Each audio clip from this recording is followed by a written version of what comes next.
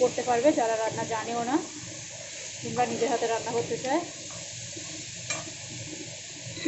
এটা ঝটপট হয়ে যাবে আর এইভাবে রান্না করলে দারুণ কিন্তু টেস্টি লাগে। তো দেখুন, এখন এই মশলাগুলোকে দিয়ে আমি একটু নাড়াচাড়া করে নিচ্ছি, তারপরে গুঁড়ো মশলাগুলো দিয়ে দেবো। এখন এখানে দিয়ে দিলাম ধনে গুঁড়ো, জিরে গুঁড়ো, বেশ 1 চামচ মতো লঙ্কার গুঁড়ো আর হলুদ গুঁড়ো। এবারে খুব সুন্দর করে কষিয়ে নিন। ঢাকা দিয়ে দিয়ে কষিয়ে নিতে পারেন কিংবা এমনিও কষিয়ে নিতে পারেন। এখন দেখুন বন্ধুরা, এখানে খুব সুন্দর করে কিন্তু আমি কষিয়ে নিয়েছি।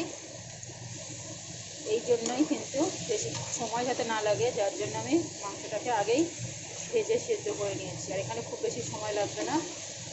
আর মশলা কিন্তু পেঁয়াজ টিয়াজগুলো অত বেশি ঘাটবে না, একটু থাকবে, তাহলে ভালো লাগবে। তো দেখুন কত সুন্দর করে মাংসটা কষিয়ে নিয়েছি। এখন এখানে নিজেদের পছন্দ মতো একটু জল দিয়ে দেবে। খুব বেশি জল দেবো না, কারণ একদম কষা কষা হবে। এই যে দেখুন, 1/2 গ্লাস মতো আমি জল দিয়েছি। ঠিক 5 মিনিট আমি ঢাকা দিয়ে ফুটিয়ে নেব।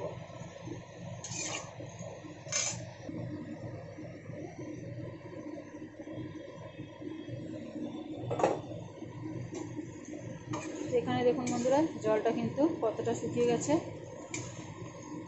এখন আমি এখানে এই আলুও পুরো গলে গেছে, একটু চিনি দিয়ে দেবো।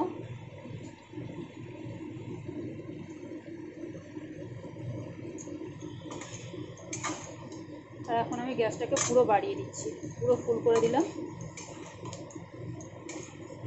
দেখুন কতটা সুন্দর হয়েছে।